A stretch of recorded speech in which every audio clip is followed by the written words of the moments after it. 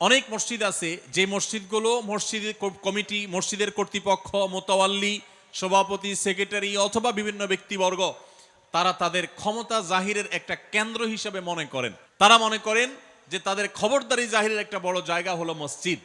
মসজিদ হলো গোলামি প্রকাশের জায়গা।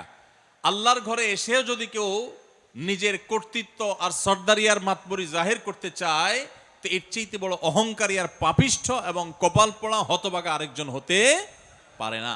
মসজিদের দায়িত্ব বুঝে নিলে বা মসজিদ পরিচালনা করার দায়িত্ব পেলেই যে আপনি আল্লাহর প্রিয় পাত্র হয়ে গেছেন, এত সহজ হিসেব নিকেশ করার কোনো সুযোগ।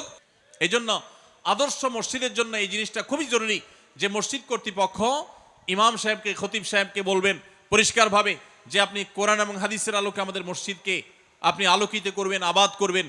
কোরআন হাদিসের বাইরে মন গড়া জিনিস আমরা চাই না। আজকাল সেই মসজিদ কমিটি খুব কমই পাওয়া যায় যে মসজিদ কর্তৃপক্ষ ইমাম সাহেব, খতিব সাহেবকে সে ফ্রিডমটা দেন, তাদেরকে সে স্বাধীনতা দেন, তাদেরকে তাদের কথা বলবার সুযোগ দেন।